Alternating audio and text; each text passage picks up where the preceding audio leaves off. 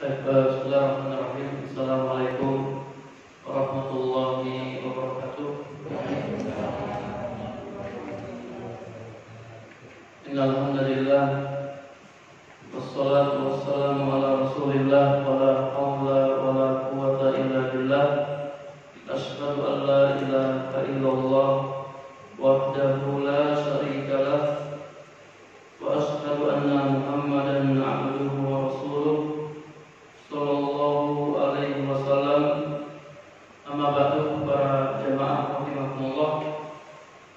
Semoga Allah Subhanahu wa taala senantiasa merahmati kita semua. Alhamdulillah, kita bertemu kembali dalam majelis ilmu, majelis yang dimuliakan oleh Allah Subhanahu wa taala. Ya, semoga Allah Subhanahu wa taala menjaga kita semua ya dari berbagai macam penyakit, dan semoga Allah Subhanahu wa taala segera mengangkat ya dari muka bumi pandemi corona.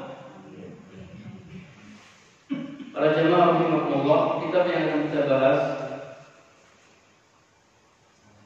kitab Mulakhas Fiqih. Mulakhas itu artinya ringkasan fikih. Jadi kitab aslinya seperti ini, Mekteban ringkasan fikih. Ini ada 2 jilid, ya cuma dicetak jadi 1 jilid. Aslinya ada 2 jilid. Ringkasan fikih. Karya Dr. Shalih bin Fauzan bin Abdullah Al-Fauzan. Jadi pada asalnya kitab ini adalah hasil dari ceramah beliau yang beliau sampaikan di radio secara berseri. Namun karena banyak permintaan dari para pendengar meminta agar apa yang beliau sampaikan dibukukan, maka akhirnya beliau membukukan dan mencetaknya, dan alhamdulillah kitabnya sudah ada di hadapan kita. Ya, kitab ini hasil ceramah beliau.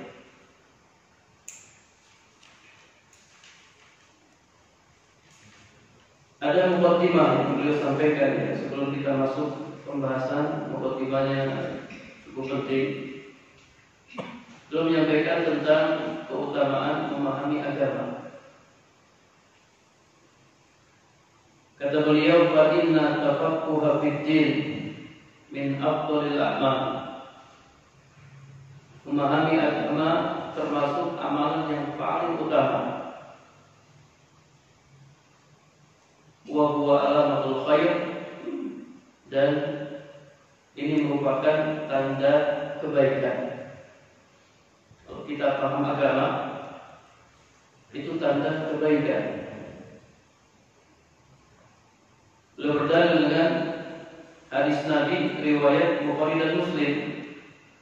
Qala sallallahu alaihi wasallam, "May yuridillahu bihi khairan yufaqihu fid-din."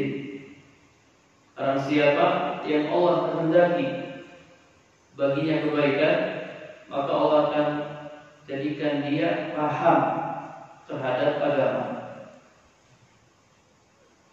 Kalau kita perhatikan di sini, man di sini umum, siapa saja.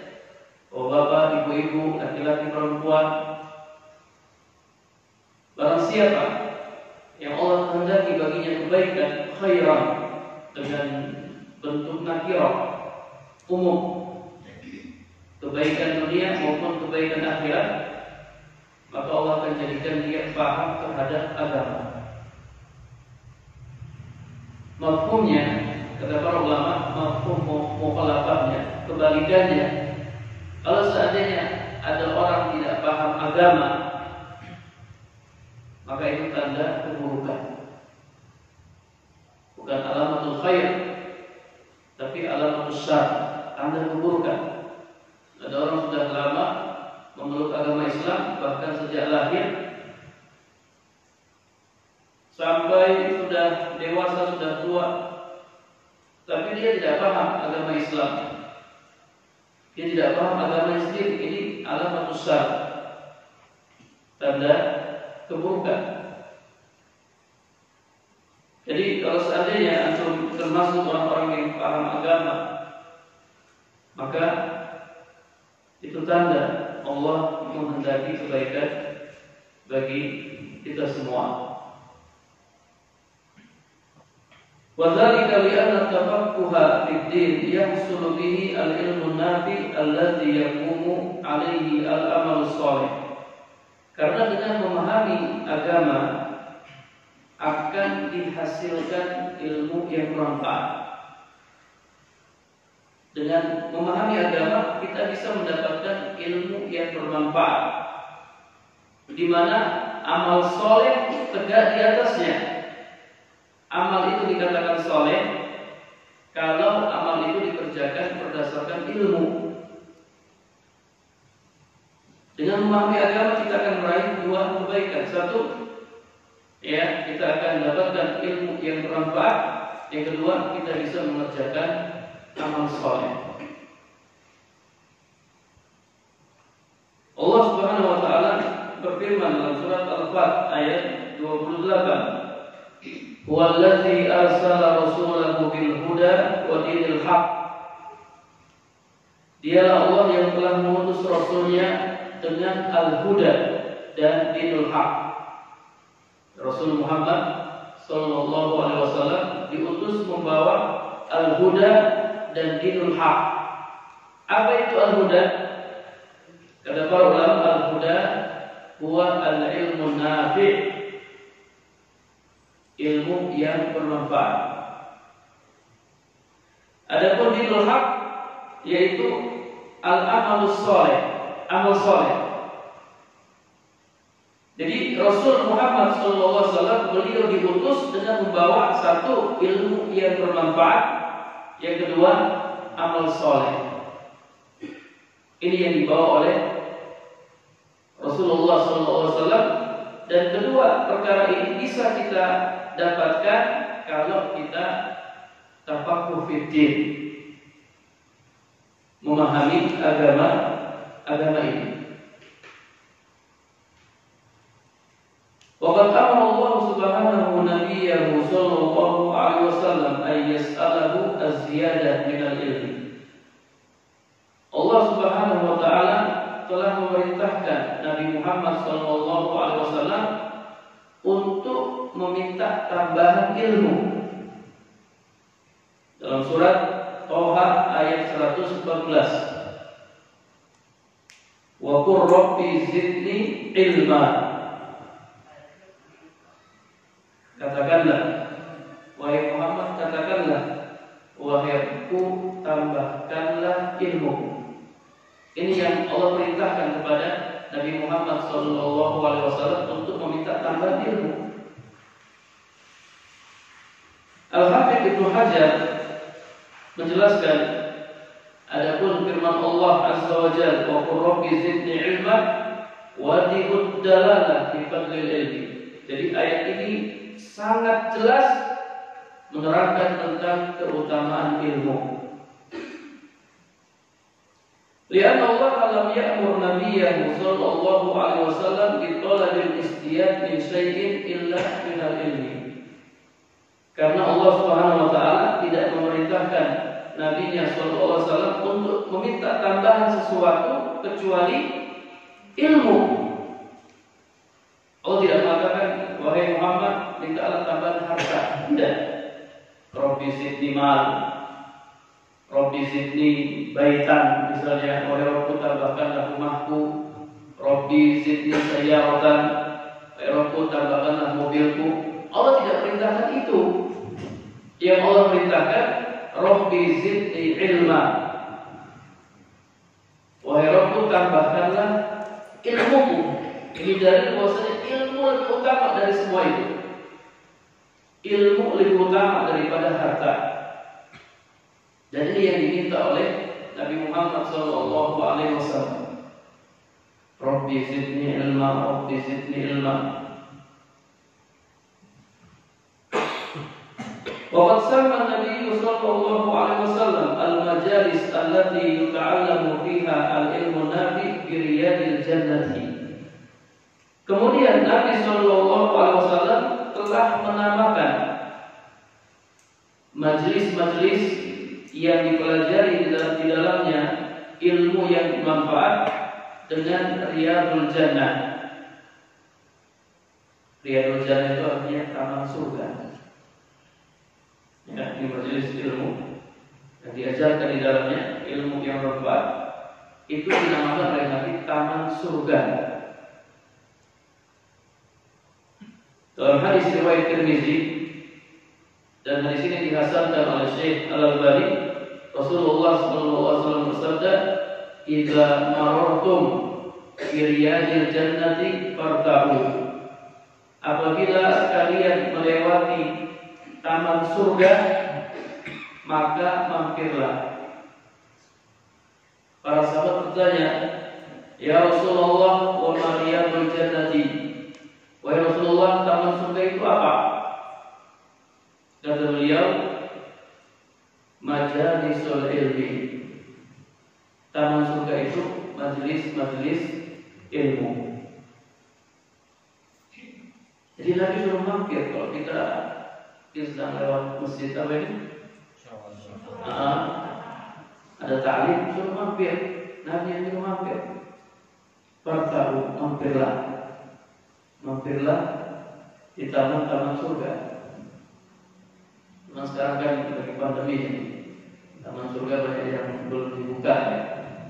Belum dimulai. Tapi kalau misalnya sudah dimulai, ya, maka mampirlah. Wa akhbaru anna ulama hum warasatul anbiya. Nabi juga mengabarkan bahwasanya para ulama adalah pewaris para nabi.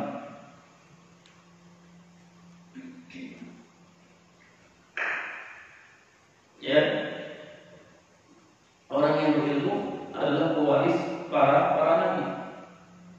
Siapa sih yang tidak ingin jadi pewaris para nabi? Biasanya orang ribut gara-gara warisan. Itu tidak. Iya, ya. Hubungan silaturahim, hubungan kekeluargaan itu putus hanya gara-gara warisan. Orang memperebutkan warisan. Kenapa mereka tidak berebut warisan yang ditinggalkan oleh Nabi Sallallahu Alaihi Wasallam? Ilmu. Wala syakka anna al-insan qabla an yuqdima ala ada'i amalin ma la budda an ya'rifa at-tariqata allati yu'addi biha dzalika al-amal ala wajhi sahih. Kata penulis, tidak diragukan lagi bahwasanya seseorang sebelum melakukan suatu amalan apapun itu, dia harus mengetahui tata cara yang benar pelaksanaan amalan tersebut, hatta yakuna hadzal amalu shahihan, supaya amalnya benar dan supaya amalnya membuahkan hasil. Ini amal apa aja, pekerjaan apa aja. Kalau kita mengerjakan, kita harus tahu tata cara pelaksanaan pekerjaan tersebut. Gimana tata caranya? Antum kalau mau perbaiki motor, antum harus tahu cara memperbaikinya supaya membuahkan hasil. Hasilnya apa? Motornya jadi bisa dipakai lagi, jadi bagus.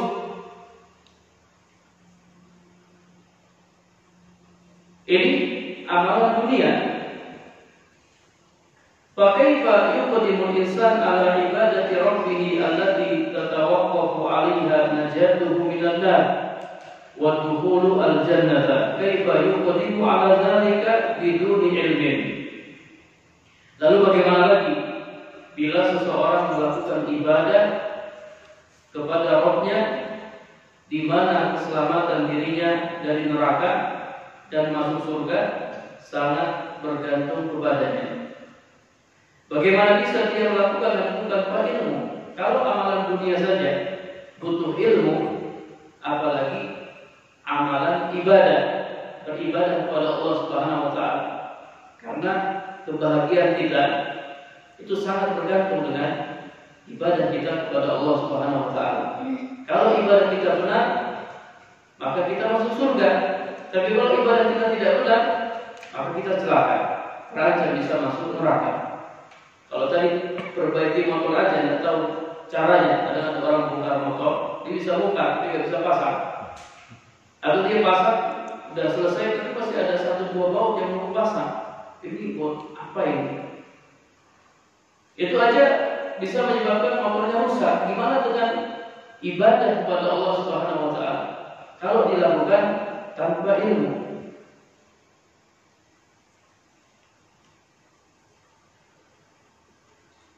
Wa bisama iftaraqan nasu binisbati lil ilmi wal amali salasu firaqin.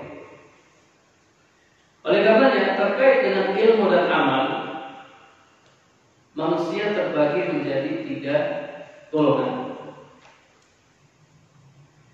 Golongan pertama, alladzina jama'u bainal ilmi nafi wal amali shalih. Orang-orang yang menggabungkan antara ilmu yang bermanfaat dan amal soleh. Dia berilmu kemudian beramal, berilmu kemudian beramal. Wa haula qad hadahumullah siratal mun'am 'alaihim minan nabiyyin was-siddiqin was-syuhada was-shalihin wa hasuna ulaika rafiqa. Mereka ini adalah orang-orang yang Allah telah memberikan petunjuk kepada mereka di atas jalan yang lurus, yaitu jalannya para nabi, para siddiqin, para syuhada dan orang-orang soleh. Wa hasuna ulaika rafiqa, dan mereka ini sebaik-baik teman. Masyaallah. Kalau antum berilmu terus antum beramal, berilmu beramal, itu antum ada di atas jalannya para nabi, para siddiqin, para syuhada dan orang-orang soleh. Golongan kedua, alladzina ta'allamul ilman nafi wa lam ya'malu bihi. Orang-orang yang mempelajari ilmu yang bermanfaat, namun mereka tidak mengamalkannya. Berilmu tapi tidak beramal. Wa haula humul maqdub alaihim minal yahud wa man naha nahwahu. Mereka adalah orang-orang yang dimurkai dari kalangan orang-orang Yahudi dan orang-orang yang mengikuti jejak mereka. Jadi orang Yahudi itu, para jemaah, Masya Allah, mereka berilmu, punya ilmu, tapi mereka tidak mengamalkan ilmunya. Apa akibatnya? Dimurkai oleh Allah Subhanahu wa taala. Golongan yang ketiga, alladzina ya'maluna bila ilmin. Orang-orang yang beramal tanpa ilmu. Ini kebalikan dari golongan yang kedua. Jadi mereka semangat beramal, Masya Allah, beramal, tapi tanpa ilmu. Wa haula hum ahlud dhalal minan nasara wa man nahwa. Mereka adalah orang-orang yang sesat dari kalangan orang-orang Nasrani dan orang-orang yang mengikuti jejak mereka. 3 golongan ini termuat dalam surat yang sering kita baca di setiap rakaat. Ya, 3 golongan ini Allah sebutkan. Itu dalam surat apa? Dalam surat apa? Yang setiap kita baca di setiap rakaat, Al-Fatihah. Allah sebutkan 3 golongan ini. Ihdinas siratal mustaqim, siratal ladzina an'amta 'alaihim ghairil maghdubi 'alaihim waladdallin. Tunjukkanlah kami jalan yang lurus. Jalan yang lurus itu ilmu dan amal. Jalannya para nabi itu jalan yang lurus. Bagi kita setiap hari berdoa, ya Allah, ya tunjukkanlah kami jalan yang lurus. Tunjukkanlah kami jalan yang lurus. Jadikanlah kami orang yang berilmu dan beramal. Jadikanlah kami orang yang berilmu dan beramal. Tiap hari kita berdoa. Bukan jalan orang-orang yang dimurkai, bukan jalan orang-orang Yahudi yang berilmu tapi tidak beramal. Dan bukan jalannya orang-orang yang sesat. Itu orang-orang yang semangat beramal tanpa ilmu. Al-Imam Syekh Muhammad berkata, adapun firman Allah Ta'ala, ghairil maghdubi 'alaihim waladdallin, al-maghdub 'alaihim, orang-orang yang dimurkai, mereka adalah orang-orang yang berilmu tapi tidak mengamalkan ilmunya. Termasuk di dalamnya ulama, ustaz, ya. Kalau dia menyampaikan ilmu, dia tahu sebuah ilmu tapi dia tidak amalkan ilmunya, dia masuk dalam ayat ini, dimurkai oleh Allah Subhanahu wa taala. Dan semua jamaah juga, kalau misalnya jamaah sudah tahu ilmu tapi dia tidak mengamalkan ilmunya, masuk dalam ayat ini. Waqalun al-amiluna bila ilmi. Sementara orang-orang yang sesat, mereka adalah orang-orang yang beramal tanpa ilmu. Sesat. Fal awal sifatul Yahud, wal tsani sifatul Nasara. Yang pertama sifat orang-orang Yahudi, dan yang kedua sifat orang-orang Nasrani. Kalau orang Islam itu sifatnya dia berilmu dan dia beramal. Ilmu dan amal. Itu orang Islam.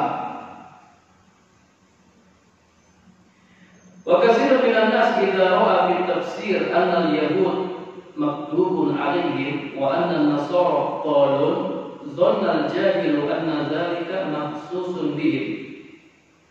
Sebagai orang yang jahil, orang yang bodoh, ketika dia membaca tafsir surat Al-Fatihah, bahwasanya orang-orang Yahudi mereka dimurkai dan orang-orang Nasrani mereka sesat, sebagian orang mengira bahwasanya hal ini khusus untuk mereka. Itu untuk orang Yahudi, orang Nasrani. Kalau saya tidak, tak mungkinlah saya punya sifat seperti itu.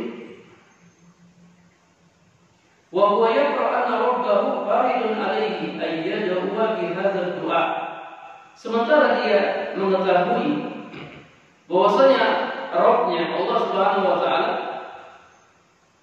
mewajibkan dia untuk membaca doa ini dan berlindung kepada Allah dari jalan orang-orang yang memiliki sifat ini.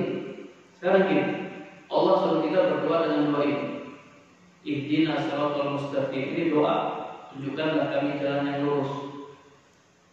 Itu jalan orang-orang yang Engkau beri nikmat atas mereka, bukan jalan orang-orang yang dimurkai dan bukan jalan orang-orang yang sesat. Allah perintahkan kita berdoa dengan doa ini supaya apa kira-kira? Supaya kita tidak terjerumus, ya, di dalam sifat-sifat ini. Sekarang anda tanya sama para jemaah, ada nggak orang Islam yang berilmu tidak beramal? Banyak. Ada nggak orang Islam yang beramal tanpa ilmu? Banyak. Makanya Allah wajibkan kita berdoa dengan doa ini supaya kita tidak termasuk bagian dari mereka. Terus kita berdoa, berkali-kali kita berdoa dengan doa ini karena sangat penting. Karena kita itu mengetahui suatu permasalahan. Misalnya kita tahu riba itu haram, itu sudah punya ilmu, riba itu haram, dalilnya yang jelas Al-Quran dan Sunnah. Tapi kita masih suka main dengan riba. Berarti berilmu tidak beramal. Jadi terkadang kita itu punya sifat Yahudi dan terkadang kita punya sifat Nasrani. Semangat ibadah, Masya Allah ya. Semangat ibadah, ternyata ibadahnya tidak ada landasannya. Semangat beramal, tapi tanpa ilmu. Maka kita berdoa kepada Allah Subhanahu wa taala supaya kita diselamatkan dari dua golongan ini. Jadi kedua sifat ini bisa saja ada pada orang-orang Islam.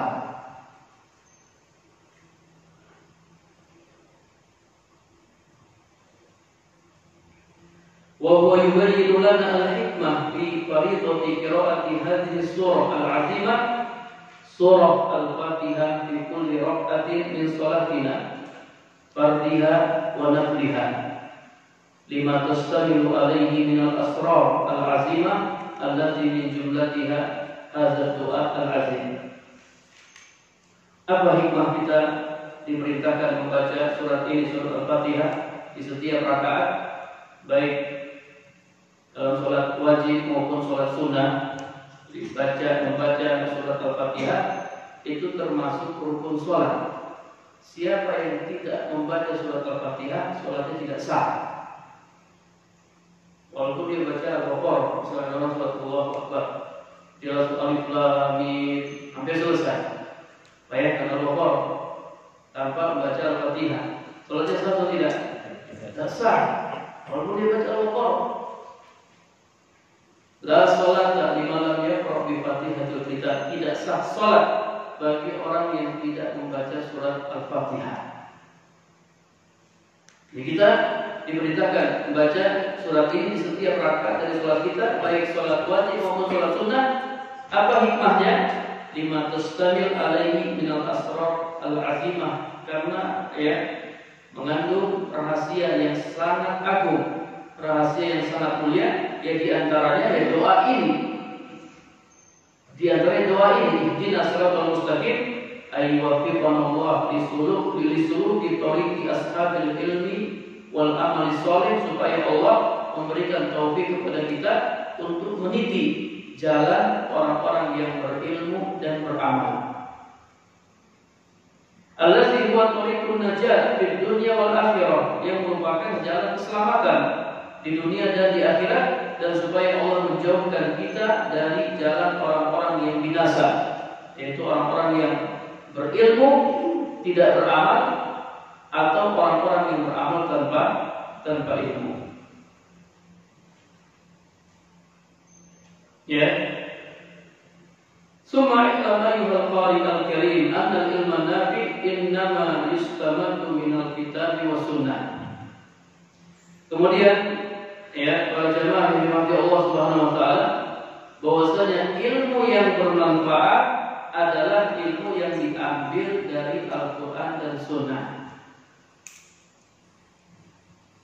Ini ilmu nafi, ilmu yang diambil dari Al-Qur'an dan Sunnah. Tafahuman wa tadabbura, dengan dipahami dan ditadabburi. Dibaca Al-Quran itu tidak hanya sekedar dibaca, tapi kalau bisa ditadabburi. Demikian pula baca hadis, ditadabburi. Malisti'anati ala zalika bil mudarrisin an-nasirin, tentunya dengan bantuan para mudarris, para guru, para ustaz, para ulama. Jadi ilmu syar'i atau ilmu yang bermanfaat itu tidak bisa dipelajari sendiri. Harus ada guru. Coba kita lihat. Rasulullah saja belajar dari siapa? Dari malaikat Jibril. Ketika Allah menurunkan surat Al-Fatihah, Allah Subhanahu wa taala juga perintahkan Jibril untuk mengajarkan kepada Nabi Muhammad bagaimana cara wudu yang benar dan bagaimana cara salat yang benar. Malaikat Jibril ngajari Nabi Muhammad. Jibril ngambil dari mana? Dari Allah Subhanahu wa taala. Kemudian para sahabat belajarnya sama Nabi Muhammad sallallahu alaihi wasallam. Para tabi'in belajar dari para sahabat, dan terus seperti itu. Jadi ada guru. Kita tidak bisa belajar sendiri, tidak bisa. Kalau kita nekat belajar sendiri, pasti lebih banyak salahnya daripada benarnya. Siapa yang menjadikan gurunya kitabnya itu sebagai gurunya, maka kesalahannya lebih banyak daripada benarnya. Jadi harus ada bantuan ustaz, guru yang menjelaskan kepada kita Al-Quran dan Sunnah. Wa kutubil tafsir wa syuruhil hadis wa kutubil fiqh wa kutubil nahwi wa lughatil arabiyyah allati nazala biha Al-Qur'an Al-Karim. Dan juga dengan bantuan kitab-kitab tafsir. Ketika memahami Al-Quran harus dengan bantuan kitab-kitab tafsir. Kalau kita ingin memahami hadis dengan bantuan syarah-syarah hadis. Wa kutubil fiqh, kitab-kitab fikih, kitab-kitab nahwu, kitab bahasa Arab di mana Al-Quran diturunkan dengannya. Fa inna hadhil kutub thariqun li fahmil kitab was sunnah. Karena kitab-kitab ini ya adalah jalan untuk memahami Al-Quran dan Sunnah.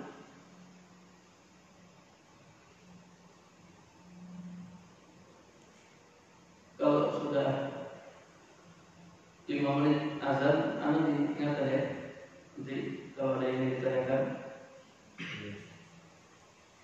Fawajibun 'alaika ya akhi muslim liyakuna 'amaluka shahihan an tata'allam ma yastaqimu bihi dinuka. Wahai kaum muslimin, supaya amal kita benar, wajib bagi kita untuk mempelajari apa yang bisa meluruskan agama kita. Min sholatika wa shaumika wa hajjika, baik itu sholat kita, puasa kita maupun haji kita. Kalau kita mau sholat kita benar, ya harus belajar. Ya, kita harus sholat. Kita tentang sholat. Kita mau puasa kita benar, belajar. Kita ingin haji benar, belajar. Wa tata'allam ahkam zakat malika, juga mempelajari hukum-hukum zakat harta kita. Wa kadzalika tata'allam min ahkam muamalat ma tahtaju ilaihi. Demikian pula mempelajari hukum-hukum muamalah yang kita butuhkan. Apalagi zaman sekarang. Kalau zaman sekarang kita lihat, masya Allah, banyak sekali muamalah kontemporer ya. Yang dulu belum ada, sekarang sudah ada. Dulu orang jualan biasa, sekarang ada jualan online. Gimana? Apa hukumnya jualan online? Sekarang apa-apa online semua. Itu hukumnya gimana? Harus belajar. Dita'khudh minha ma abahullahu laka, supaya ya kamu bisa mengambil darinya apa yang Allah bolehkan bagimu dan kamu menjauhi apa yang Allah haramkan bagimu, supaya kita bisa mengambil yang halal dan kita bisa meninggalkan yang haram. Jadi penulis nanti masalah jual beli juga, masya Allah, beliau bahas dengan sangat rinci. Ya, jual beli yang kontemporer, yang dulu belum ada, sekarang ada. Kita harus tahu mana yang boleh dan mana yang tidak boleh. Liyakuna kasbuka halal wa ta'amuka halal litakuna mujabah da'wati, supaya penghasilanmu halal, makananmu halal, dan doamu dikabulkan oleh Allah Subhanahu wa taala. Para jamaah rahimahullah, di antara sebab terhalangnya pengabulan doa karena kita mengkonsumsi yang haram. Nabi pernah menyebutkan tentang musafir. Dia melakukan perjalanan yang panjang. Musafir itu, ya, di antara orang yang doanya dikabulkan musafir. Musafir kalau berdoa, doanya terkabul. Cuma Nabi menceritakan ada musafir yang mengkonsumsi makanan yang haram. Yamuddu yadayhi ila sama, dia angkat tangannya ke langit, dia berdoa, ya Rabbi, ya Rabbi, wahai Rabbku, wahai Rabbku.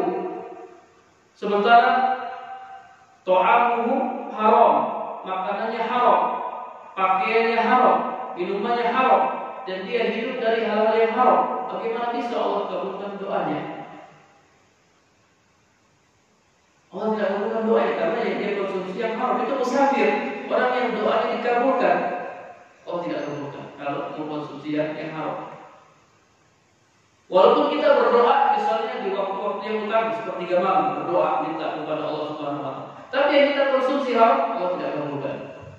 Walaupun kita berdoa di depan Ka'bah, tapi yang kita makan haram, yang kita minum haram, Allah tidak akan kabulkan. Jadi kita belajar supaya kita bisa mengambil mana yang dibolehkan dan meninggalkan mana yang dilarang. Kullu dzalika ma aw mimma tamassu hajatuka ila ta'allumihi. Semua itu termasuk perkara yang butuh kamu pelajari. Wa huwa mawsulun bi idznillah mata sahhat azimatuka wa saluhat niyyatuka. Dan insyaallah semua itu mudah dengan izin Allah selama niat kita benar. Kita jangan mengatakan, Ustaz, banyak sekali Ustaz, yang harus saya pelajari. Ya, susah Ustaz, tidak susah. Mudah dengan izin Allah Subhanahu Wa Taala. Kalau niat kita benar, ya, niat kita lurus, Allah akan mudahkan semuanya.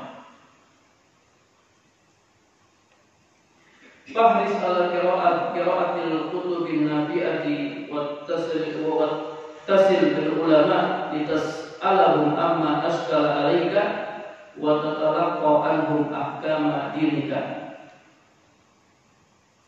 Bersungguh-sungguhlah, bersemangatlah untuk membaca kitab-kitab yang bermanfaat.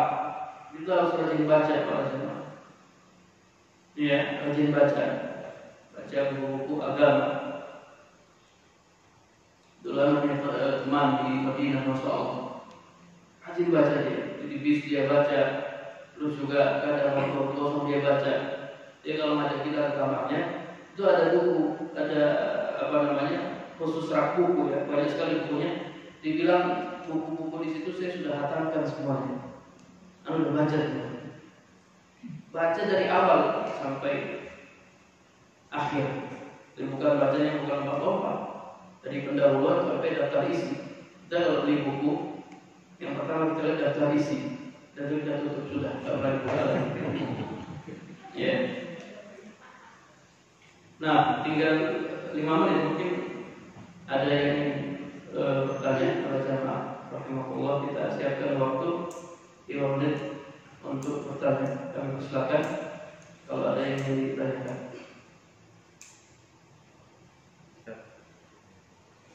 Untuk menentukan guru yang tepat buat kita belajar sesuai dengan sunnah.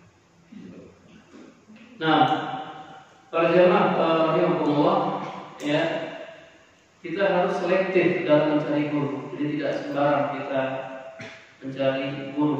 Kalau masalah ilmu dunia aja kita selektif memilih guru, apalagi ilmu agama. Karena memang di sana ada dai-dai yang mengajak kepada kebaikan dan juga ada dai-dai yang mengajak kepada keburukan.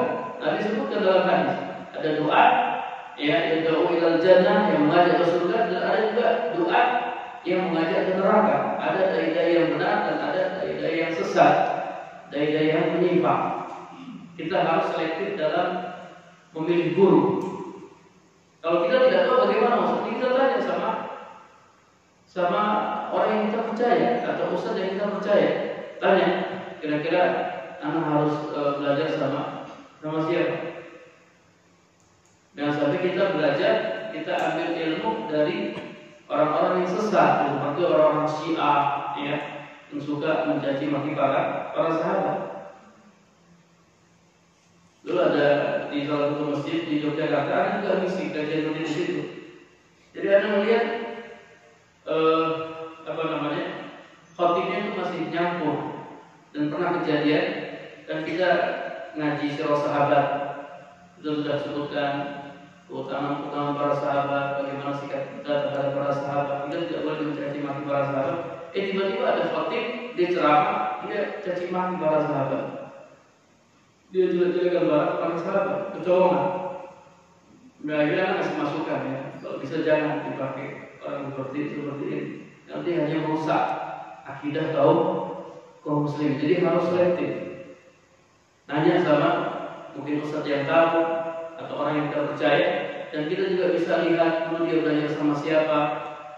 Ya, kita juga bisa lihat bagaimana materinya. Biasanya para jamaah, kalau kita ingin menilai ini ustaz benar atau tidak benar, kalau dari sisi materi, kalau yang disampaikan itu masalah tauhid, masalah akidah, itu yang dia fokuskan, ya, maka ini salah satu ciri ini ustaz ini benar.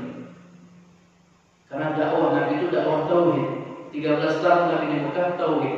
Para nabi dan para rasul juga menyampaikan dakwah tauhid. Jadi yang dia prioritaskan dakwah tauhid, dakwah tauhid. Itu salah satu ciri bahwasanya ustaz ini ustaz yang benar dia. Dia mengikuti apa yang pernah dilakukan oleh Nabi Muhammad Sallallahu Alaihi Wasallam dan juga nabi-nabi yang lain. Masalah tauhid, kemudian juga masalah sunnah, ya. Allah Taala alam bisawab. Ada lagi?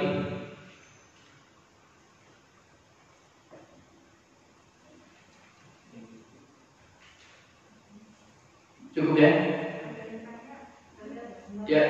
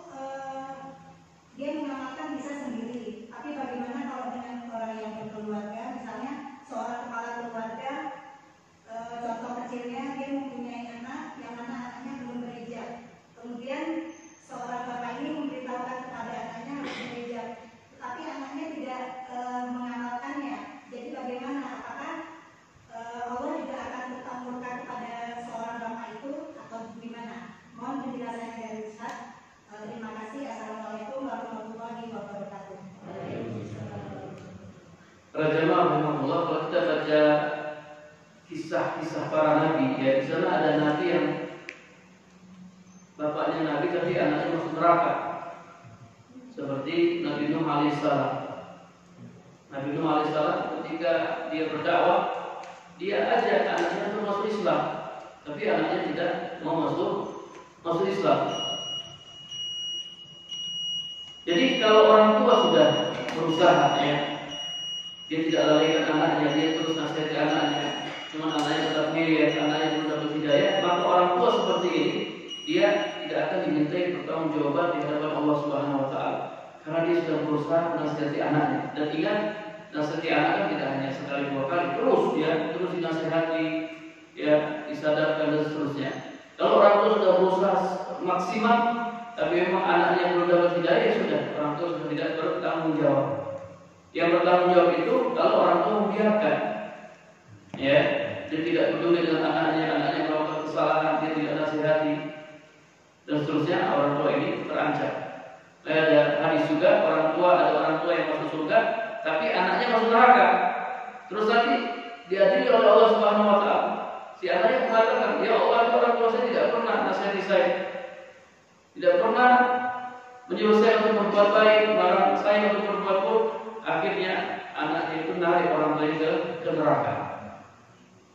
Karena orang lain tidak peduli. Jadi selama orang tua sudah berusaha maksimal, kemudian juga dia berdoa malam malam, yang meminta kepada Allah, tapi Allah belum kasih hidayah ke anaknya, maka orang tua seperti ini, ya, dia terlepas dari tanggung jawab. Allah tidak akan minta pertanggung jawab kepadanya pada hari yang dia tidak berdosa.